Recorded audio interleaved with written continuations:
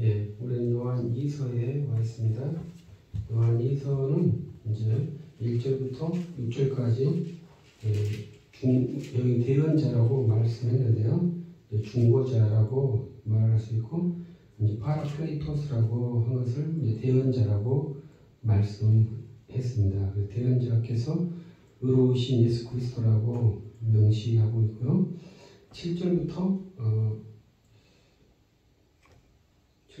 17절까지는 사랑의 새 계명에 대해서 말씀을 하고 있고요. 18절부터 27절까지는 적 그리스도에 대해서 말씀하고 있습니다. 그래서 우리는 예수 그리스도를 믿는 그리스도인으로서 예수 그리스도를 믿는다, 이거에 대해서 깊이 훈련하고 있는 그러한 사람입니다. 그래서 언제든지 우리가 예수 그리스도를 믿는 사람이다, 이러한 인식을 하기를 저는 원하는 사람입니다. 그리고 그 인식을 따라서 내가 예수 그리스도를 믿는다고 고백하고 그거에 대해서 부족함이 있을 때 그것을 믿지 않는다고 말할 수 있는 것인데, 그때 죄라는 것을 알고 그 죄를 범하였을 때 우리를 위한 대언자 의로우신 예수 그리스도께서 우리를 중보하심으로 우리가 살 길을 얻는 것이며, 또 우리가 죄를 범하지 않도록 하는 것도 예수 그리스도의 은혜에 있는 것입니다. 그래서 요한 1서 1장 9절에 만일 우리가 죄를 잡아가면 그는 미쁘시고 의로우시사 우리 죄를 사하시며 우리를 모든 불의에서 깨끗하게 하실 것이라, 그렇게 말씀하고 10절에 거짓말에 대해서 계속 말씀하고 있고, 2장에서는 두 번 거짓말이 나옵니다. 그래서 4절에 거짓말이 있고, 그 다음에 적그리스도가 거짓말쟁이입니다. 첫 번째 4절에서 거짓말쟁이는 믿는다고 하면서 믿지 않는 행동을 하는 자, 이것이 거짓말이기 때문에 부당하다. 적그리스도는 내가 그리스도라 하면서 그리스도가 아닌 자이기 때문에 거짓말하는 자입니다. 우리는 먼저 거짓말하는 자가 되지 않아야 되고, 두 번째 거짓말하는 자에게 속지 않아야 하는 것이죠. 첫 번째는 너희들이 거짓말하는 자가 되지 말라, 이라는 것이고, 두 번째는 거짓말하는 자에게 속지 말라, 이러한 내용입니다.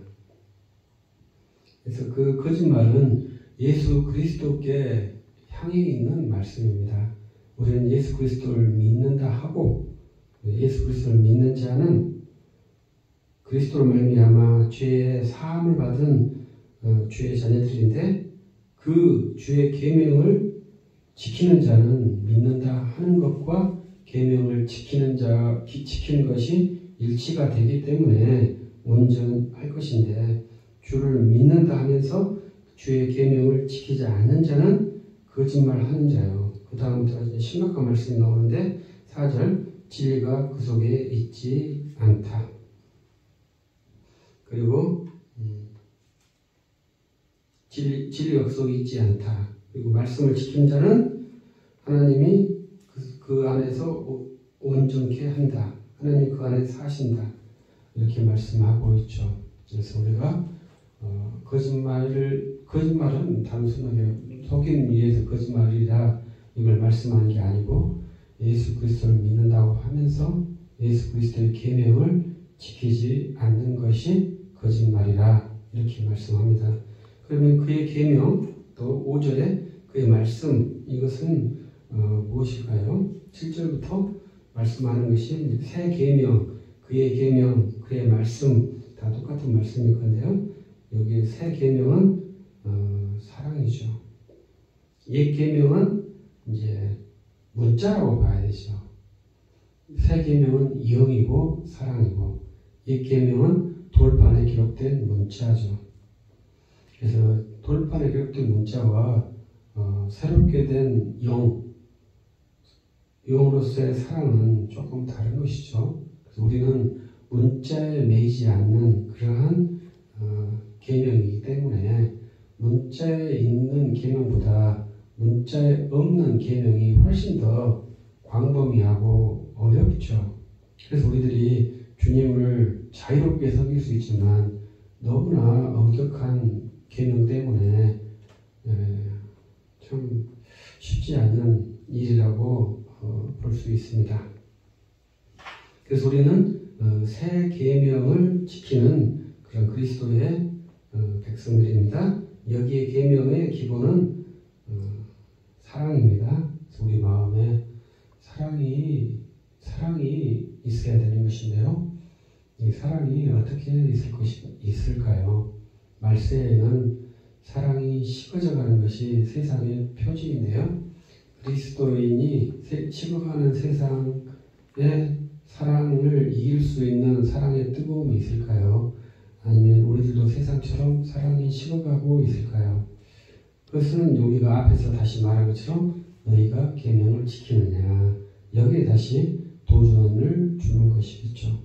세상에서 사랑이 식어간다는 것은 우리의 사랑이 뜨겁지 않다. 첫 번째. 두 번째 위험한 것은 우리들도 똑같이 사랑이 식어가고 있다. 이렇게 볼 수 있겠죠. 그러면 어떻게 너희들이 주의 제자라고 말할 수 있겠느냐?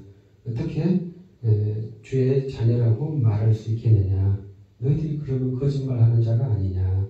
이렇게 아주 강하게 우리들의 심장을 치는 말씀입니다. 그래서 우리들은 주의 계명을 지키는 자가 되어야 합니다. 근데 오늘 말씀이 조금 5절에 주의 말씀을 지킨다. 3절은 그의 계명을 지킨다. 5절은 그의 말씀을 지킨다. 7절은 새 계명을 지킨다.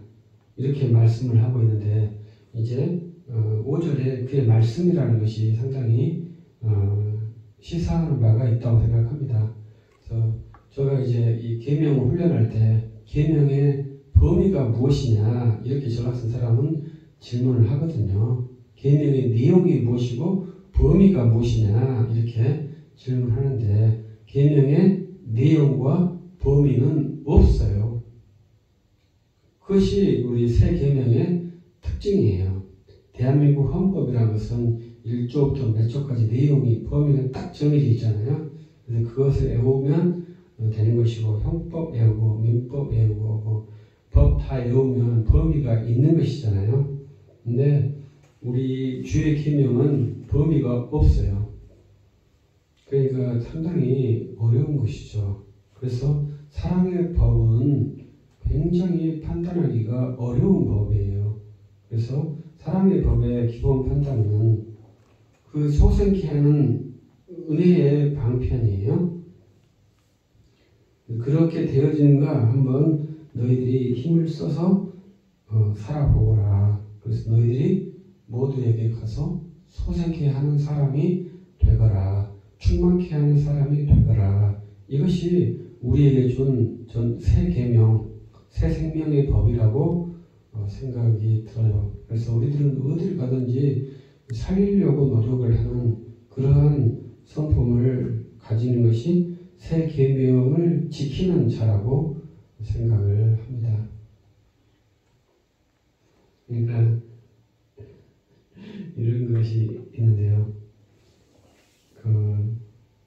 담배를 끊게 하고 싶어요. 그러면 담배를 사줘야 될까요? 피우지 말라고 닥달을 해야 될까요? 그게 참 쉬운 일이 아닙니다. 피우지 말라고 닥달하니까 담배를 끊는다면 100번 수천 번도 하겠습니다만 피우지 말라고 해도 계속 피울 수 있고요. 담배를 사주면서 말했는데 이 친구가 담배를 끊을 수도 있고요. 교육이라는 것이 정말로 희한한 것이거든요. 어떻게 하는 것이 좋을까요? 그걸 판단하는 것이 지혜예요. 그 길을 만드는 것이 지식이에요. 그래서 우리는 그 지혜와 지식이 있어야 되고 어떤 사람에게는 담배 피우지 마 하고 강하게 닥달해서 담배를 끊게 만들 수 있고 어떤 사람은 담배 사줘, 사탕 사줘, 뭐 사탕 발림해가지고 넘겨서 잘 끊게 할 수 있는 사람도 있고 그런 것이죠. 모든 사람에게 똑같은 방식을 하면 되는다. 이것은 지혜가 없는 것이죠. 그러니까 그렇게 해서 담배를 더 폈다. 문제가 있는 것이죠. 의도와 결과가 달라져 버렸어요. 결과가 더 악해져 버렸으니까요. 근데 우리는 그럴 수 있는 가능성을 많이 갖고 있습니다. 내가 선한 의도를 했지만 결과가 악한 결과가 나올 확률이 상당히 높아요. 그랬을 때 나는 선한 일로 했으니까 이렇게 자처하면 안 된다 이 말이죠. 그래서 우리는 선한 의도와 선한 결과를 내올 수 있도록 꾸준히 노력을 하는 것을 저는 말씀을 드리고 싶어요. 그래서 꾸준히 나간다면 주님이 그것을 인정해 주실 것이라. 한번 선한 일을 해서 기뻐하고 할렐루야, 주님이 그러지 마라. 너희 이름이 생명책에 기록된 걸로 너는 기뻐해라. 이렇게 말씀을 하셨죠. 그래서 우리들이 선한 일을 해서 선한 결과, 놀라운 결과들을 성취해내야 될 그러한 주의 제자들이지만 우리의 기쁨은 내 이름이 생명책에 기록되어 있다는 것을 그걸 통해서 주님이 보여주신 선물이에요. 그래서 내가 주의 종이구나, 주의 자녀구나 이렇게 아는 놀라운 선물을 갖게 되는 것이죠. 그래서 우리가 계명을 지키는 자가 되어야 합니다. 계명을 지켜서 생명을 충만케 할 수 있는 그런 능력 있는 그리스도인 되기를 바랍니다.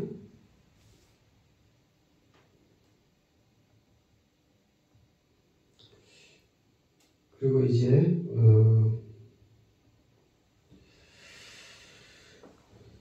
간단하게 12절부터 17절까지는 우리가 세상 질서를 따르지 않고 있기 때문에 세상이 우리를 미워할 수 있다, 이런 내용으로 이해가 됩니다. 세상 질서를 안 따르면 세상 사람들이 우리를 당신들은 정말 의로우신 분이들군요 이렇게 인정해 주는 것이 아니라 세상 질서를 따르지 않으면 오히려 세상 사람들은 너희는 최소한 이상한 사람 아니면 악한 사람, 자기만 아는 사람 이렇게 해서 비방하고 매도할 수 있는 그러한 처지에 있습니다. 그래서 우리는 그러한 양자의 위기 속에서 악한 사람에 대한 평가도 받지 않아야 되고 세상 사람과 똑같다 이러한 평가도 안 받아야 하는 그러한 좀 쉽지 않은 위치에 있습니다. 그래서 우리들은 세상 사람들보다 더 윤리의식도 탁월해야 되고 능력도 더 탁월해야 됩니다. 그래서 그런데 우리가 그럴 수 있는 능력도 없고 아무것도 없잖아요. 그랬을 때 주님이 말씀하신 것은 나에게 구하라. 내가 후히 주겠다. 이렇게 말씀을 하셨죠. 그래서 우리가 울면서 구하는 거죠. 왜냐하면 세상 사람보다 우리는 지혜도 없고요. 능력도 없고요. 그러니까 어떻게 하겠습니까? 그때 구하는 거죠. 내가 세상 사람보다 능력이 있는가 능력이 없는가부터 평가를 해야 되죠. 그래서 그들과 경쟁을 할 때 우리가 세상 사람과 똑같은 방법을 경영해서는 우리는 항상 질 수밖에 없죠. 우리는 좀 더 거룩해야 되고 좀 더 공평해야 되기 때문에 그렇습니다. 그러면 이제 경쟁이라는 것은 이겨야 되거든요. 그래서 우리가 좀 더 거룩하고 좀 더 공평하고 좀 더 사랑이 많은 상태에서 세상 사람을 이긴다고 하는 것은 쉽지 않기 때문에 더 큰 능력을 구해야죠. 그래서 그 사랑으로 섬김으로 희생정신이 있음에도 불구하고 세상 사람을 이길 수 있도록 하는 것이 이상적인 대안이죠. 그런데 제가 현실적인 대안으로는 그러지 못했을 때 어떻게 하냐. 세상 사람처럼 행동해야 되지 않느냐. 그래서라도 이기는 자가 됐으면 좋겠다. 이러한 것이 저의 최고 마지막 대안이죠. 그냥 능력 없이 찌그러져 가지고 스스로 골방에서 사는 그러한 인생은 그리스도인으로서 가장 하지 않아야 될 것이다. 사람 속에서 손가락질을 당하더라도 함께 얽히설키 살면서 그 속에서 그리스도의 일을 하는 것이 내 생명이 있는 한 가야 될 길로 생각된다. 거기서 정말 의롭고 거룩하고 지혜롭고 완전하게 세상 사람들을 위해서 설 수 있다면 진짜 좋겠죠. 근데 그렇게가 매우 어려우니까 그러면 어떻게 하겠느냐. 모든 부끄러움 우리 말로 똥바가지 뒤집어 쓰는 상태라도 세상 속에서 살면서 가는 것이 합당하지 않겠냐. 그러한 좀 비굴하면서도 처절한 고백을 말씀을 드립니다. 그리고 마지막 18절부터 27절까지는 적그리스도가 나타난다고 말씀을 하고 있습니다. 이미 당시에 적그리스도가 나타났는데요. 여기에 나와 있는 적그리스도는 한 유형이죠. 그것은 뭐냐면 아들에 대한 아들이 하나님이 아니라는 부인입니다. 그런 것은 거짓말하는 자들이죠. 그래서 여기서 아버지와 아들을 부인하는 자, 그리고 예수께서 그리스도이심을 부인하는 자, 이러한 자들은 적그리스도라 이 말이죠. 이것을 가르치는 자들은 적그리스도라 이 말이죠. 그래서 가장 쉽게는 예수를 믿으라고 가르치는 자, 가르치지 않는 자, 이게 지금 심각한 지경에 있다고 말씀을 하는 겁니다. 우리 말로 하면 그겁니다. 예수님을 믿으라고 이렇게 가르쳐야 되는데 가르치지 않는다는 것이죠. 첫 번째는. 두 번째는 다르게 믿도록, 안 믿도록 침묵하는 것, 다르게 믿도록, 믿지 못하도록 가르치는 세 가지 유형이죠. 모두 다 부당한 행동이다 이 말이죠. 명료하게 예수 그리스도를 믿도록 가르쳐야 한다. 이것을 지금 말씀을 하고 있습니다. 이제 27절 말씀 보면요. 너희는 주께 받은 바 기름 부음이 너희 안에 거하니 아무도 너희를 가르칠 필요가 없고 오직 그의 기름 부음이 모든 것을 너희에게 가르치며 또 참되고 거짓이 없으니 너희를 가르치신 그대로 주 안에 거하라. 아멘. 이 말씀이 오역오석하는 아주 대표적인 말씀입니다. 그래서 우리들이 대명사 훈련을 많이 해야 한다고 말씀했죠. 그래서 여기에서 대명사는 너희, 그 다음에 주, 이러한 것이 대명사죠. 그래서 자, 기름 부음이 너희 안에 거하게 하니, 그때 이 기름 부음이 누구에게 받았습니까? 주께. 너희는 주께 기름 부음을 받았다. 이렇게 말씀하고 있는데 이때 주는 예수 그리스도를 말씀합니다. 그래서 이 주님이 우리에게 기름 부음을 주셨다. 이렇게 말하는데 이때 그런 기름은 기름이겠습니까? 성령을 의미하는 것이거든요. 그래서 성령을 주님이 우리에게 부어주셨어요. 그런데 이것을 오석한 것은 성령이 우리에게 기름을 부은다고 해석하는 부분이 오석이구나. 성령은 우리에게 기름을 붓지 않으시거든요. 주님이 우리에게 기름을 부어주시고 기름이 성령이거든요. 그런데 성령을 기름으로 바꿔버리니까 주님을 성령으로 바꿔버리니까 성령이 기름을 부었다고 해석을 해버리는데 그러면 상당히 어려운 일이 발생되죠. 그래서 우리들이 훈련하는 것들이 내가 기름 부음을 받았다. 그럼 이 기름 부음은 누가 주셨는가? 이거에 대해서 정확히 알아야 구원의 상태에 이른다고 말씀을 드렸죠. 이런 것은 진짜 정확히 중요하게 알아야 됩니다. 당신은 세례를 받으셨습니까? 네. 세례는 누구에게 받으셨습니까? 이렇게 했을 때 옛날에는 이제 목사님 성함도 다 알도록 교육을 했어요. 지금 이제 그 정도로 엄격하게 하지 않습니다만 그런데 그것이 약간 유교적인 것입니다만 상당히 중요한 것이거든요. 누구에게 세례를 받았느냐, 이게 상당히 중요해요.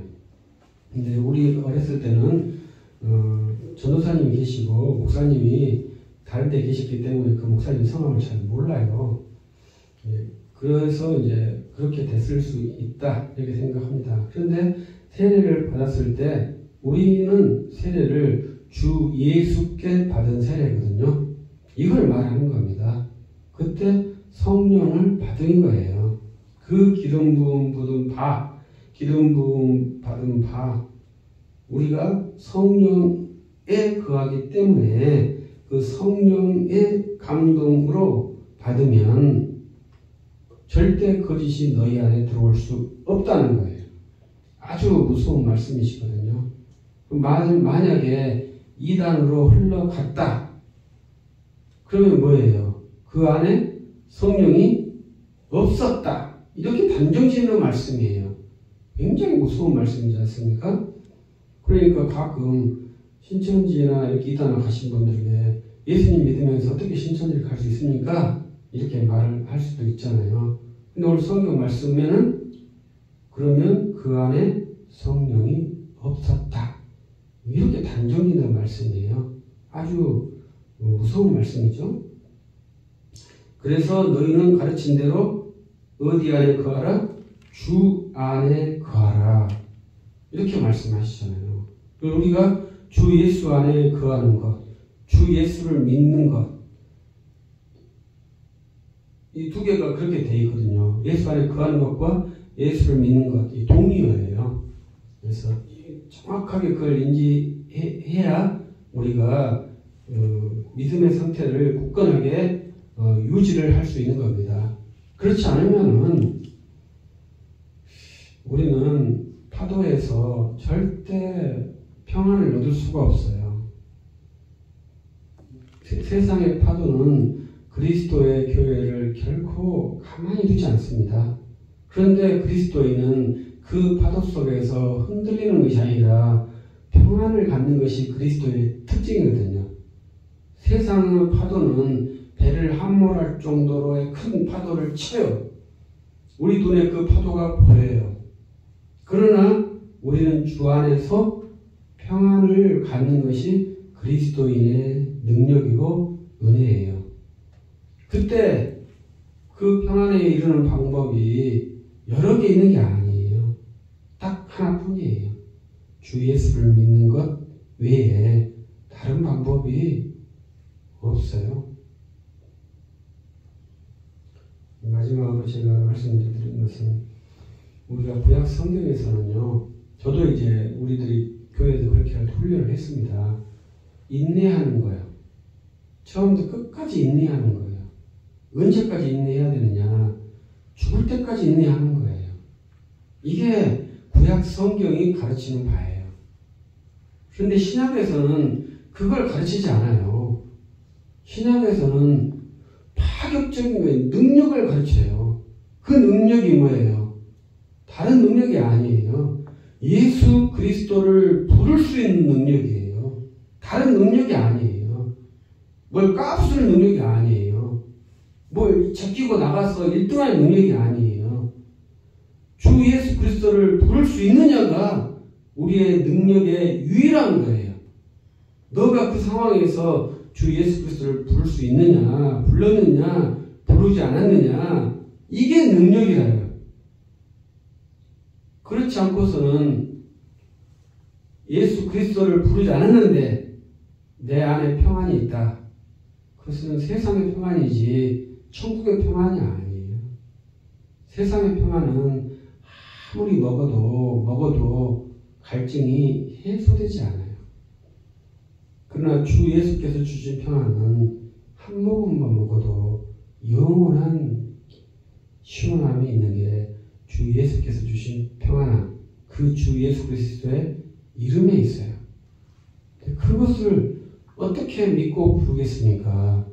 믿는 자 외에는 결코 일을 못한다는 것이 아주 놀라운 거죠. 예수의 이름을 아무나 부르는 게 아니에요. 믿는 자만 불러요.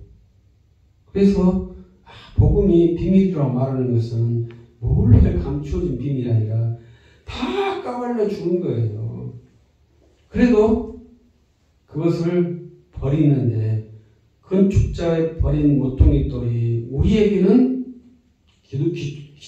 주춧돌이 되는 거죠. 왜냐하면 우리는 예수의 이름이 생명이니까. 예수님의 이름이 나의 능력이니까. 내가 부를 유일할 이름이니까.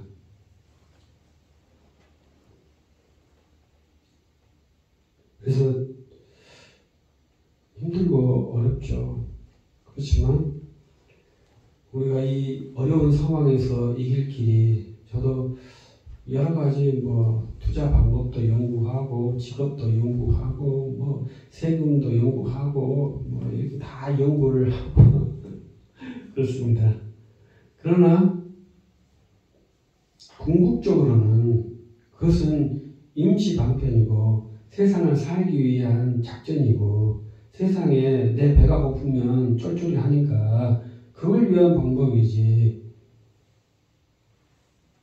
영혼의 안녕과 평안은 예수 그리스도의 이름 외에는 없어요. 그래서 우리를 위해서 화목제물이신 예수 그리스도, 그 이름을 한번 불러보고 그 이름에 그 위로를 받고 그 이름의 능력을 한번 받아보는 것이 어떻겠습니까? 한번 저도 계속해서 주 예수를 믿는다고 훈련하고 있고 성경을 해석할 때마다 주 예수 그리스도를 믿음에 이룰 수 있도록 훈련하고 있는 사람이고, 여러분들도 주 예수 그리스도를 믿음으로 능력과 위로와 평안이 넘치기를 바랍니다. 기도하십시다. 전능하신 하나님 감사합니다. 우리의 대언자이신 의로우신 예수 그리스도를 믿습니다. 우리를 위해서 화목제물 되신 주 예수 그리스도를 믿습니다. 세상에 많은 시험이 있지만 우리가 주 예수 그리스도의 이름을 부를 수 있도록 은혜를 주시니 감사합니다. 능력을 더해 주셔 그 이름에 능력이 있고 그 이름에 은혜가 있을 수 있도록 인도해 주옵소서. 세상에 고초들이 많고 세상 풍랑이 있으며 또 적그리스도가 난무하는 상황입니다. 그래도 유일하신 주 예수 그리스도를 믿고 주님을 부르며 주의 성령의 감동과 감화를 따라서 주님을 온전히 부를 수 있도록 은혜를 더해 주옵소서. 우리에게 믿음의 담력을 주옵소서. 담대히 주를 증거하게 하옵소서. 주의 이름이 이 땅 가운데 충만하옵소서. 주 예수 그리스도의 이름으로